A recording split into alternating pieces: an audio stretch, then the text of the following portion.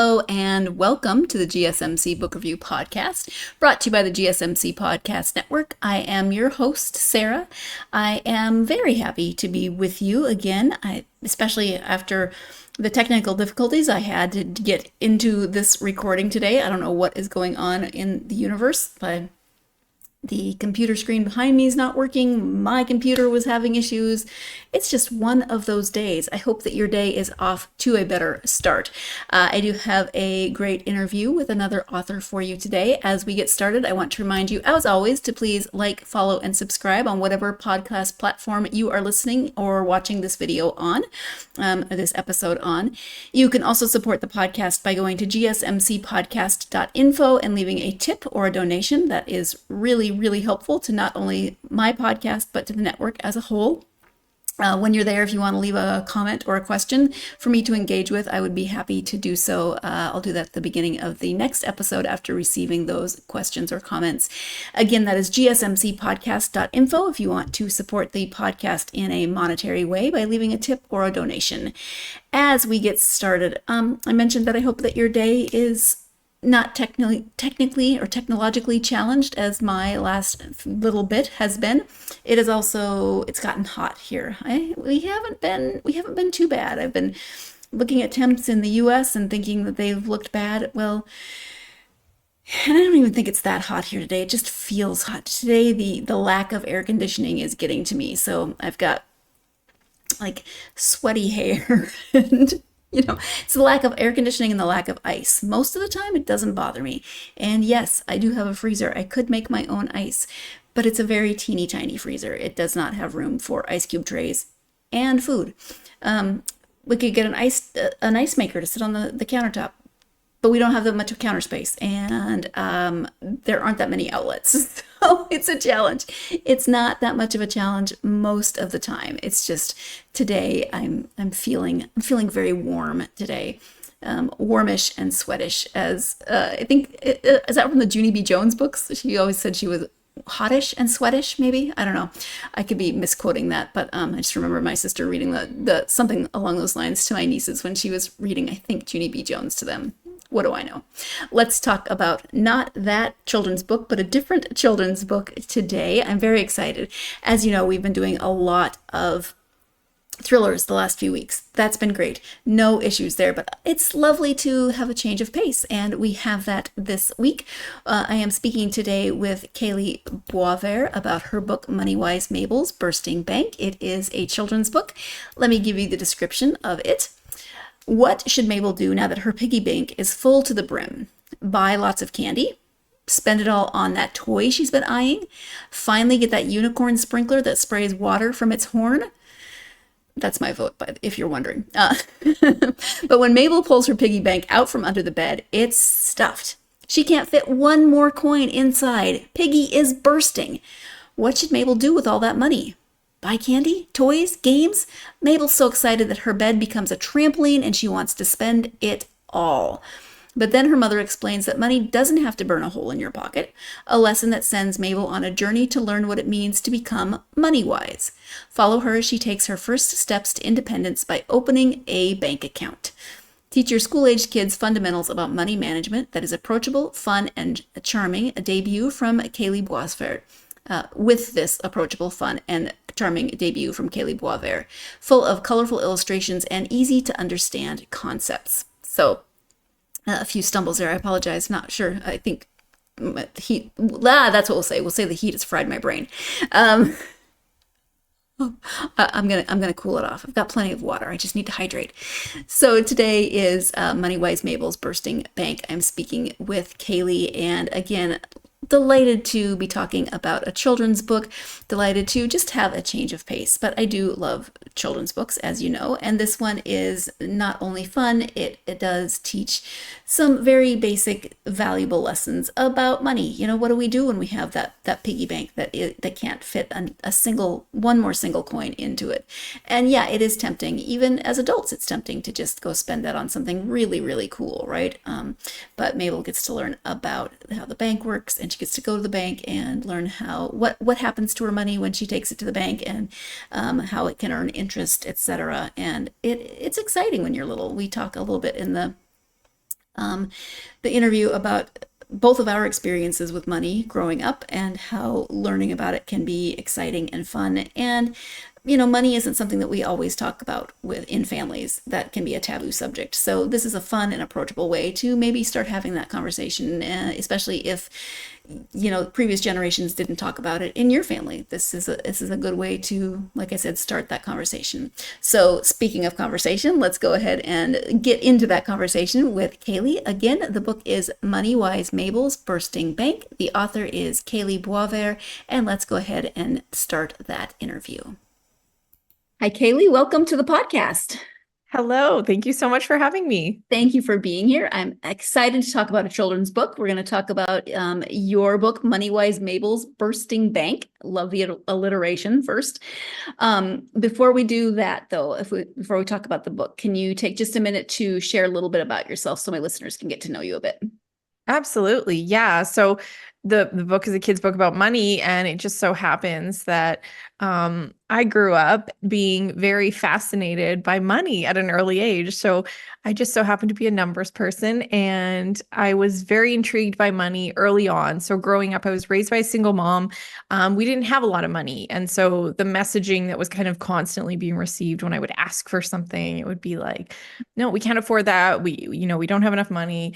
And that was kind of over and over again what I was hearing. And then it was funny because then at one moment, which I feel like was kind of the moment that I remember most, because it was like what changed everything, I think, for me. But it was when I was like begging my mom for a Super Nintendo gaming system because I wanted one so bad. My best friend had one. And instead of the usual, like, no, we can't afford that. I'm not buying that. We don't have enough money. She said to me, well, if you want it so badly, why don't you just buy it yourself? Like save up your money and buy it yourself. And I was like, what? My whole mind was like, I can do this. I can get it myself. Because as a young person, it's almost like you don't feel necessarily like you have that power or something. And then always hearing that messaging of like, we can't have that. I can't, I can't afford that. It was this like aha moment, and it was so exciting. And from that moment on, I like diligently saved my money. I think it took me close to a year, and I saved up for that Super Nintendo, and I bought it myself, and it was the most amazing feeling. And it's like ever since then, it's been all about, how can I help other people get that feeling and help people with their finances and with their money. And so now as an adult in my career, I am a financial professional. I'm a financial advisor, and I work with people to do just that, like walk beside them, help them achieve their biggest financial goals and assist them along the way. And I love it. And I think it goes right back to that early memory of like how I think it's possible for everyone, and how we kind of forget about the possibilities. And when we're young, it's almost like a nice reminder of remembering that anything is possible. So that's kind of my story and how it relates to this book too. Okay. Well, as I said, it's MoneyWise Mabel's Bursting Bank, and you've given a little bit of the inspiration for the story with your experience, but can you give just a brief overview of the story? Yeah. Yeah. So the book is MoneyWise Mabel's Bursting Bank, and it's about Mabel, the main character, and she fills up her piggy bank, and she's so excited. And of course, her first thought is like buying, candy and just all those junky things that kids love to waste money on. And, then as she's like sharing this with her mom, this good news of filling up her piggy bank, her mom's like, well, you don't have to, spend it all right away. Like money doesn't have to burn a hole in your pocket. You can save it up for something bigger. And then again, that kind of is her aha moment of like, wow, I can do even more than this. And then she learns and goes on this journey about like opening a bank account and learns what interest is. And it's just this fun journey of a little girl learning about money. Again, because I think for me, learning about money early on was such a game changer. Again, like growing up, we didn't have a lot of money, and seeing that, but then knowing that didn't have to be my reality, and my world is very different than that now in my life, and I'm so proud of that. But I want that for all kids to know that like maybe you are growing up in a household where you don't have a lot of money and things like that, but that doesn't change that you could create your own journey, and that it can be something different. That we don't have to be like this cycle of poverty. It's not this thing that has to continue on. And so that's this Mabel book is based on that. And Mabel's book is based on that story. And And of course, I don't think we talk about these topics enough, and we don't learn about it enough. Like if we're acknowledging kind of, you know, what we learned in schools when we're young and throughout our education, a lot of people say, we didn't learn things about money, and it's such an important skill. It's a life skill, and we don't learn it. So that was really that inspiration for Mabel. It was like my own experience, but then knowing that kids were really getting enough of this along the way, it was like, what can I do? What can I do to help kids feel this inspiration and feel good about finances and start the conversation? Because the idea really started when COVID hit, and my daughter, she was in kindergarten. And so of course parents had to become the teachers when it first happened. And, bless teachers, they do an amazing job. And I think all parents can acknowledge it was a really hard time. Yeah. And just one thing that kind of like stood out for me is like, as we're teaching them, there wasn't anything on money. And I'm not blaming the teachers at all, because they're delivering the curriculum that they're supposed to do. And but it was just like that's that missing piece. And so that was where, the whole idea started, of just that financial literacy piece that I think we're lacking, and how my experience was so positive with money, and how we can kind of blend that and help kids feel inspired and confident with money. Yeah. I had a similar-ish experience. The book made me remember when my parents had savings accounts for all of their children, of the three of us. And I remember when I was old enough to kind of realize that there was a bank statement each month, and I wanted to see my bank statement, and I looked, and for the quarter, I'd gotten 3 cents in interest. And I was so offended. And I was like, why did I only get 3 cents? And my mom explained it to me, and, well, there's only this much money in there. And so from then on, I was determined I was going to put money in that savings account, because darn it, I wanted more than 3 cents interest. Yes. And that's so cool. Like that you still have that memory, and it is so vivid. Like there's so much of what we learn about finances and money that happens early on. And it's just that reminder of like, we can make it a very positive experience.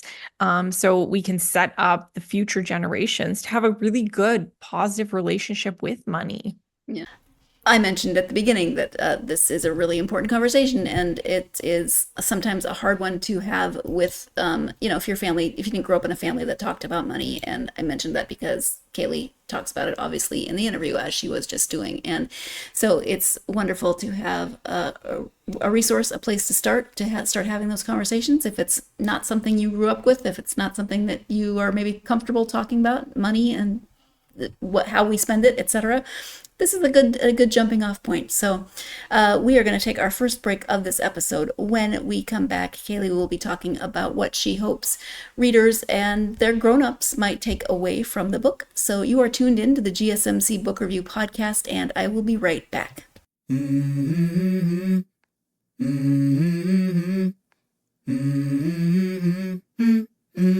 Let's go. I wake up to a little bit of drool on my pillow, feel like it's gonna be a bad day. Yeah, I'm tired of shit, and the coffee ain't hit yet, damn, ain't that great. I don't wanna go to work, cause my boss is a jerk, and I'm not even that paid. I need a change in my life, cause I don't feel alive, and there's nothing that makes me happy. Hold my beer for a minute, I'm about to quit my job, cash in for a ticket. I'm going on a trip and I don't plan to visit. I'm gonna stay there till I feel like I'm winning, and this is just the beginning. I need a big change, help me feel like living. I need a big swing, home runs I'm hitting, and I'll never look back, moving on till I get it all. And we all got dreams, we all want things, but what you gonna do for it? How you gonna move for it? What you gonna be? And do you believe you can do anything? Welcome back to the GSMC Book Review Podcast and my conversation with author Kalee Boisvert. As we get back into segment 2, I just want to remind you that if you want to support the podcast and the network in another way, in addition to all of the ways that you support it that are greatly appreciated, you can go to gsmcpodcast.info and leave a tip or a donation. Again, that helps not only this podcast, but the network as a whole. That link is next to me. It is gsmcpodcast.info. And thank you, as always, for all of your support. So before the break, Kalee was talking about how important this conversation is to have with people of all ages in terms of money and money management and how we spend money. So let's go ahead and return now to the conversation with Kalee.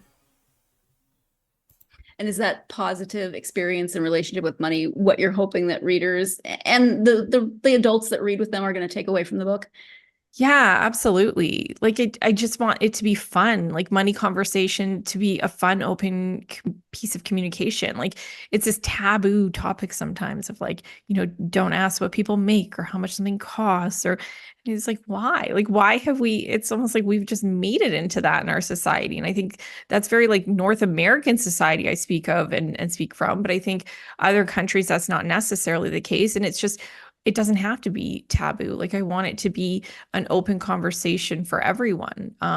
If parents are thinking like money is a huge source of stress right now for, adults and people like day-to-day life, everything's very expensive right now. And that's causing a lot of stress. And a lot of parents, I hear them talking about like when they have kids, they're very worried for their children. They're like, how are they ever going to buy a house? What are they ever, how are they going to pay for anything? And it's parents are taking on that stress already of their children who aren't even of age to buy a house. And it's just like, well, here's one thing you can do, like have these conversations with your kids early on. It's like, it's empowering them and teaching them the skills so that they can do the things they need to do to make those possible. Like it doesn't all have to fall on us as parents. We have to remember that kids are very resourceful and if we can empower them and we give them this opportunity, like let's see what they can do as well. Don't think that it's like, oh my gosh, I'm gonna have to buy their first house or something like that. I think it's funny that that's like the go-to of like, well, why don't we teach them? And that's probably even better, something that they can take through life and they'd really appreciate that. So I think that's what I really hope like parents see from the book and kids, that they just have fun and start talking about money and asking questions. Parents that have read the book to their kids give me feedback of what their kids have said. And I love it. Like they said, like one was like, oh, my daughter's saving up for her own iPad now, or my son's saving up for snorkeling gear. And it's just so cute. I'm like, oh, I love kids with money. Like they're just adorable. And I don't think we give kids enough, like, I don't know, this like whole empowerment. And they can do a lot too. Like it's like we think we got to do everything for them. But it just makes me so happy. Like it's my money. I don't know what it is, but I'm like, oh, kids and their money. And it's just adorable. I love it.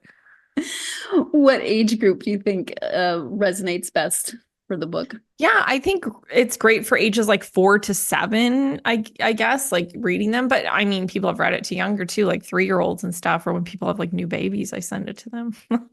No time like the present to start talking about money.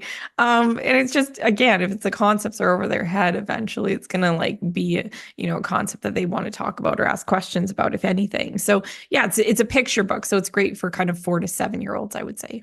Yeah. And let's talk a little bit about the pictures. So, you write the story, you maybe have images in your own head. The illustrator, let me double check, Val Lawton. How was that relationship with the illustrator, and did you have much input, or how did that work? Yeah, it was great. It was like, I so believe in the kind of power of the universal forces when you have, an idea in motion. And so I had the idea for the book. And then of course I'm like, well, I can't draw the pictures. I'm not that artsy. So I'm thinking, who am I going to get to illustrate? And I'm like, oh, there's this woman I met at this through my coaching, and she had written a book, a kid's book, and I'm like, I remember it, I have it, and I go grab it. I'm like, that's who I needed to be. And I reach out to Val, and I'm like, this is the concept, and I kind of send her all the stuff, and we just get working together. And it's like right off the bat, like I didn't even have to say, what I was visually seeing. It was like she knew, she read my mind. It was the easiest process of anything I've ever experienced. I'm like, man, you just got to listen to those signs because they're kind of guiding you and directing you. I'm like, that was easy. So it was amazing. It's, I think when you find a good creative person or whatever it was, or a good fit, it's like takes the work out of it. And it's just like she visually saw exactly what I wanted it to look like. And I sent her a picture of my daughter because I'm like, I kind of want to base the character on my daughter Ivy, when, it was her like pink clothes in her closet and her love for unicorns and things like that. So she did that as well, which is sweet.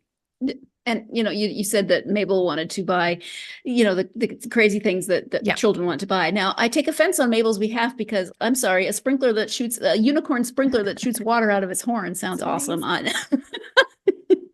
I know. Or the dollhouse. That's what my daughter's dealing with right now. She wants the Barbie dream house. She didn't like Barbies, and now she's all of a sudden started liking them and wants the Barbie dream house. I'm like, well, this is a funny moment for me because I have another book, a nonfiction book called Make Money Your Thing, and I share a story in it about how I wanted more than anything the Barbie dream house. And I wanted that for Christmas and I didn't get it. It's not something my mom could afford, but it's just like full circle and I don't know what to do now that she's asked for it because I almost want to just buy it for her because like I didn't get it in my childhood, but then I'm struggling with like, but that's not teaching her any lessons about, you know, the hard work and the saving up. So now I'm like kind of in my head going through like maybe a hybrid of like, if she saves up a certain amount, I'll help her.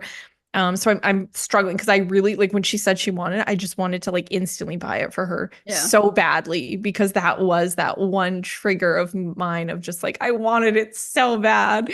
But yes, I'm trying to think of a way where it's like teaching her those lessons too.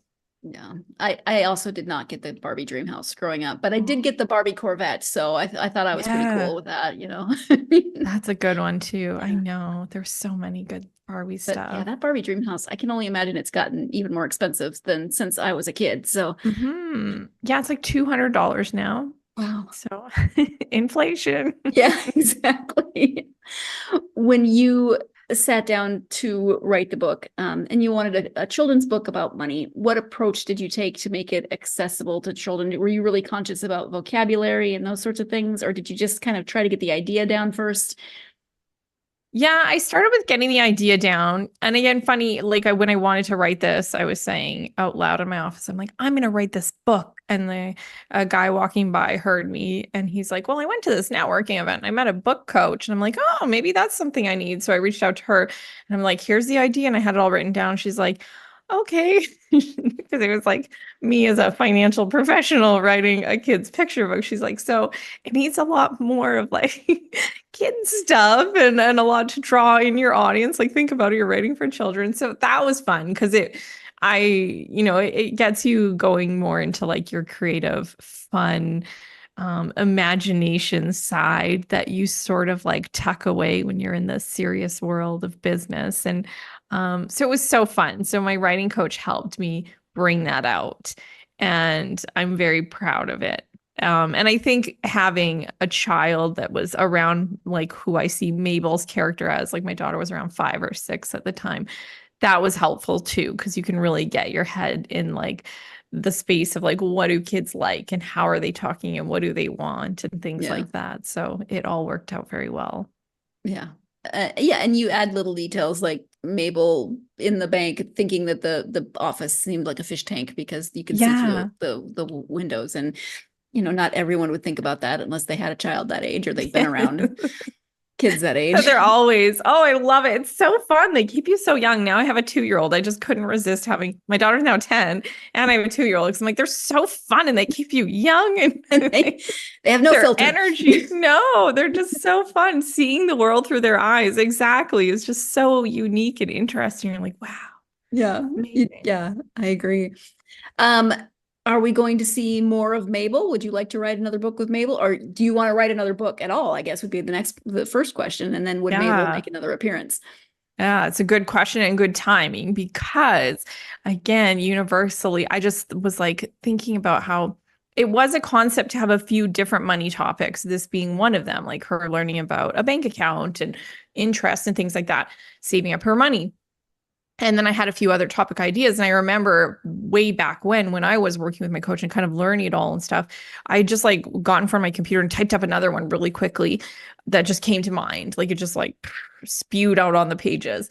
And I remember showing to my writing coach and she was like, I don't know what we were working on, but she's like, yeah, not really quite there. So I kind of took it probably in a different way of like very like offensive of like, oh, it's not good, and just sort of tucked it away forever. But I had it saved on my computer and it just dawned on me like literally this week. And so I opened it up again and I read it and I was like, this is actually really good. And so I'm like, I think it just needed, you know, some time or just had to come at a certain time or something. So it just so happens that I've, talked to my writing coach. She's going to help me do just a few edits on it. And I talked to the original illustrator, Val, and she's good to go on another project for Mabel too. So I have Mabel's next journey, which is where she learns about charitable giving and giving and kind of the magic or joy of that, which is like, I read it and I literally like get to tears almost at the end. I was reading it to Ivy because that was my first test of like, I'm going to see how she thinks it is.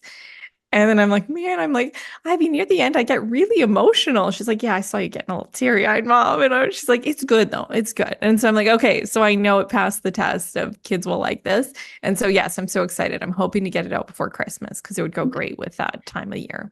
Especially if your 10-year-old likes it, because again, kids are fun and they have no filter, but that 10-year-old age, it starts to be when they really have no filter and they'll just tell you things. Things it's are like dumb between like a kid and a teenager years, and you're just like, oh, yeah, they're not meaning to be mean. They're just blunt.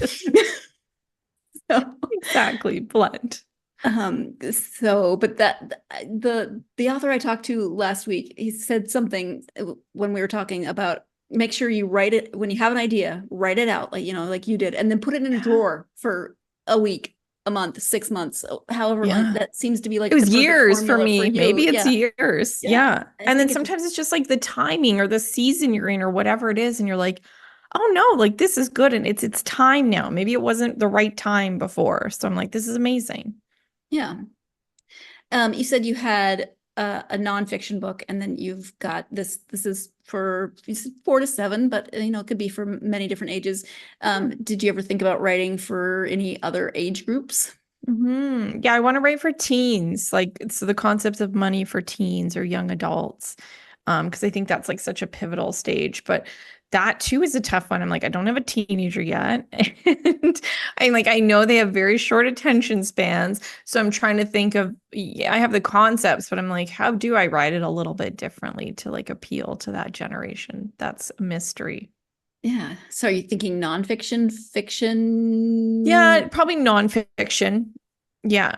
And then maybe it is just like be brief for how I deliver it or something like that. Yeah, that's a challenge. I'll be interested to see if you decide to go that direction, how it turns out, because it is a different age group in this day and age with social media and everything else. So yeah, like that's usually where they get their information, right? Is like they digest in those 15-second clips or whatnot. And I'm like, so a book is a lot. It's a big endeavor, a nonfiction book for that age group. Right. But yeah, I'm sure there's a lot of different ways you could go that would be interesting. Yeah. So I wish you luck. Thank you. So you grew up, you had the experience with money, you grew up to be in finance.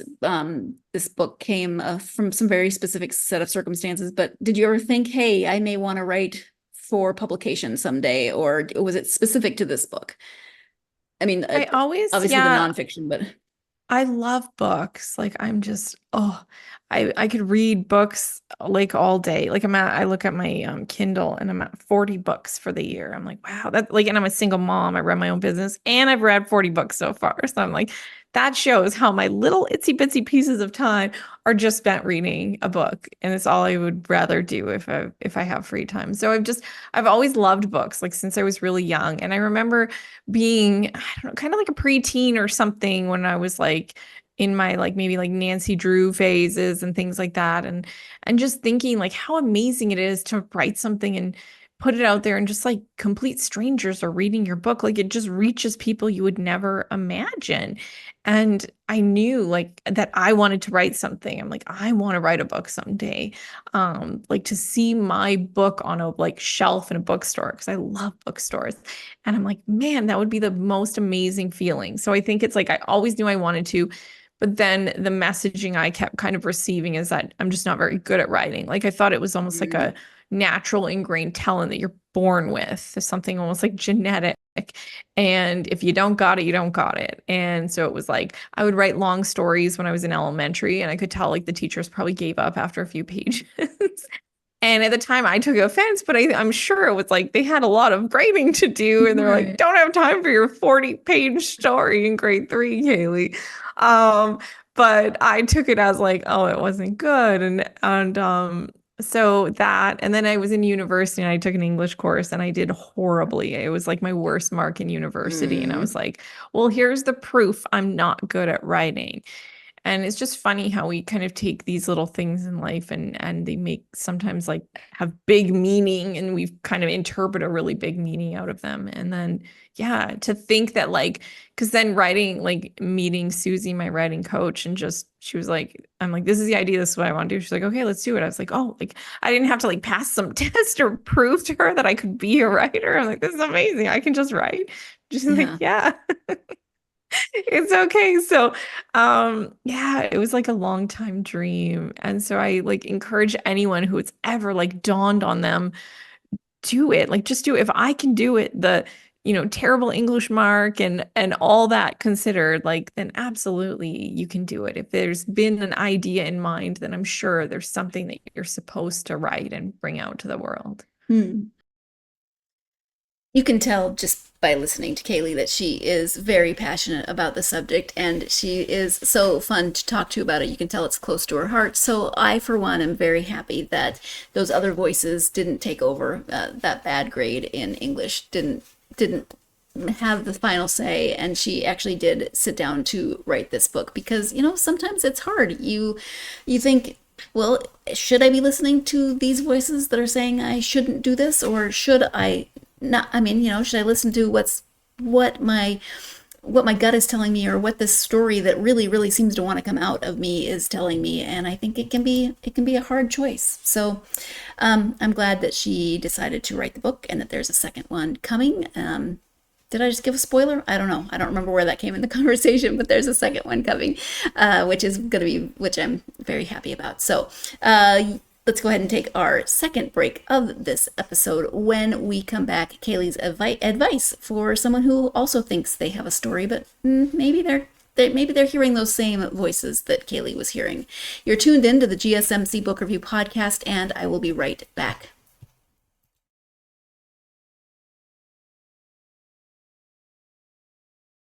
For the best and latest podcasts available anywhere, go to the podcast app on your cell phone and type in GSMC to access free content-rich podcasts on health and wellness, book reviews, sports, entertainment, relationships, social media, movies, technology, finance, and even weird news. Subscribe and download the GSMC Podcast Network's family of shows, available everywhere podcasts are found.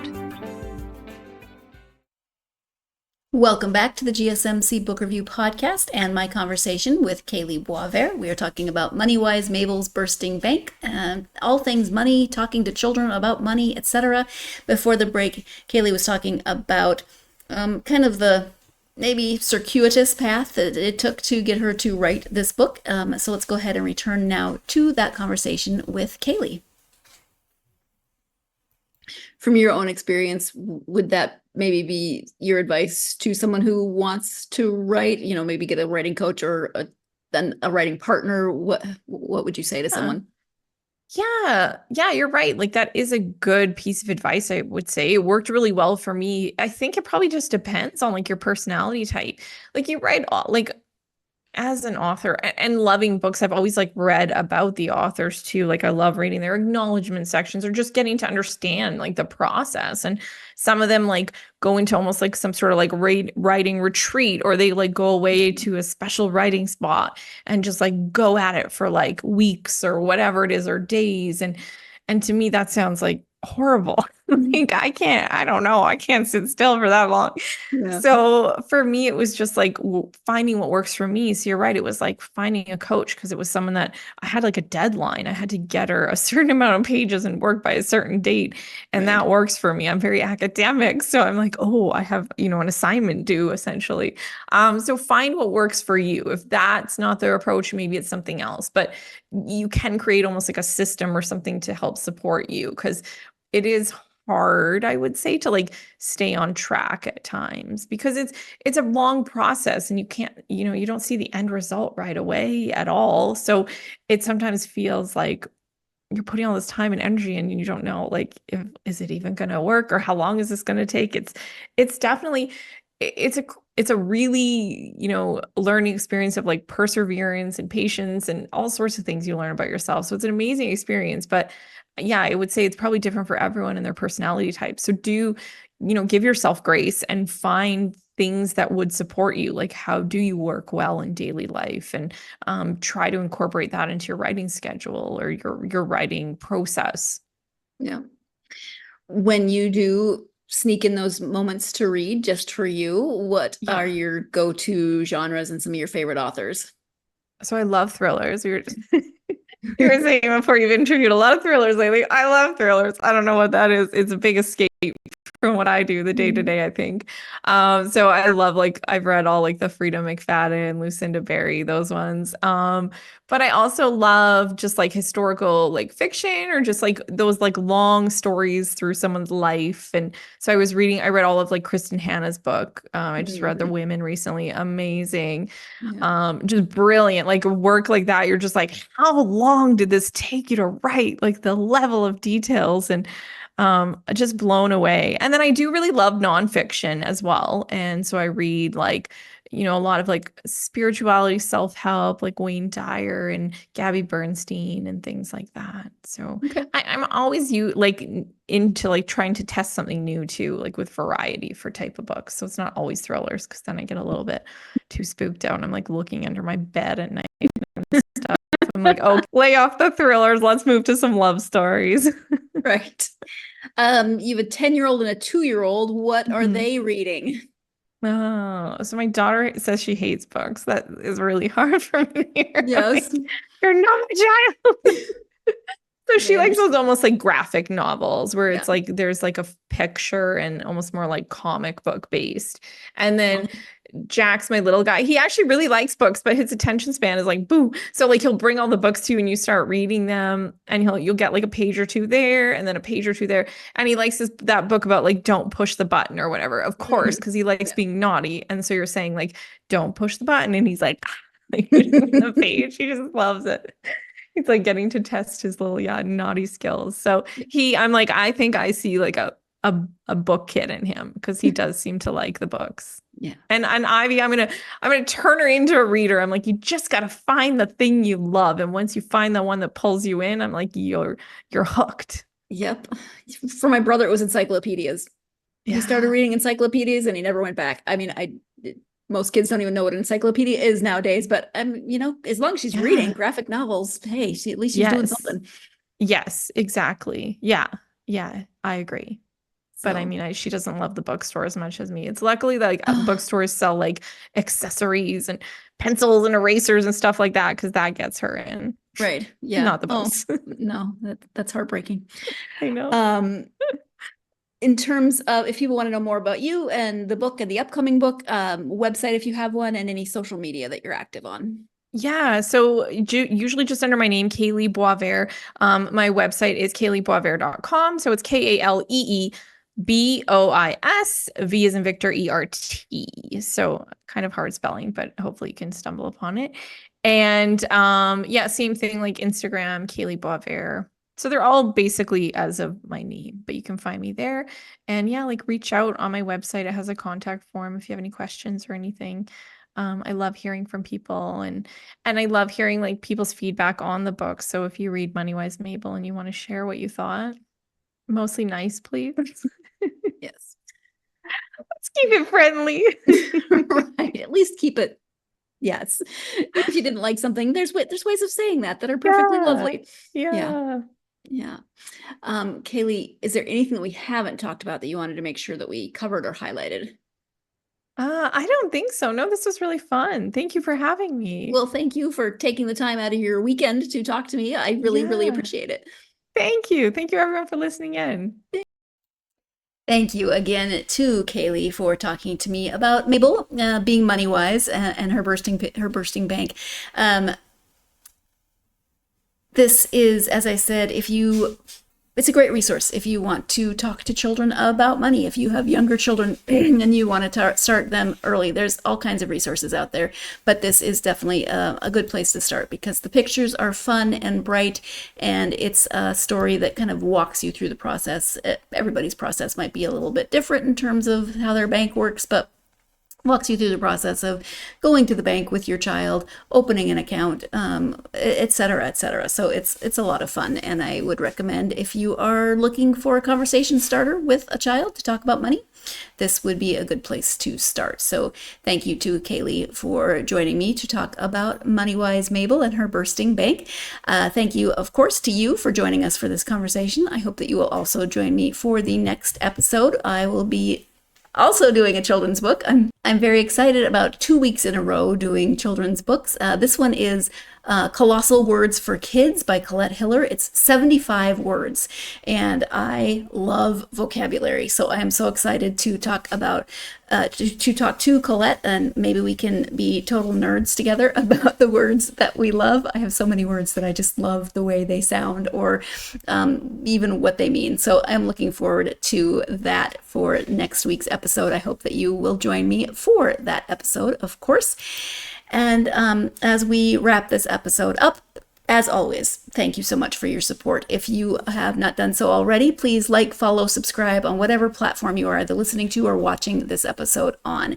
That way you always know when there are new episodes. It also helps the algorithm so much. If you could also leave a positive review, that helps more than you can know. It doesn't have to be fancy. It doesn't have to be complicated. It can be one sentence, but a positive review really goes a long way to helping support this podcast. So thank you in advance, or in retrospect if you've already done any of those things. Greatly appreciated.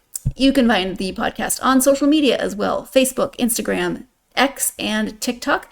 And I love hearing from people who have listened to the conversations and maybe have read the authors that I have spoken to and want to have conversations about that. Please come find the podcast on social media. You will, of course, find me as well, because I am the host of the podcast. So it's not under my name. It's GSMC Book Review Podcast, of course, but find the podcast and come ask me random questions. I'm always nosy, wanting to know what everyone else is reading. Come be nosy and ask me questions. I would be happy to engage in those conversations with you. I hope that you're having a great day. I hope that your week is off to a great start, but mostly I hope that whatever's going on in your life right now, you have plenty of time to get yourself lost in a good book. Thank you so much. I'll see you next time. Let's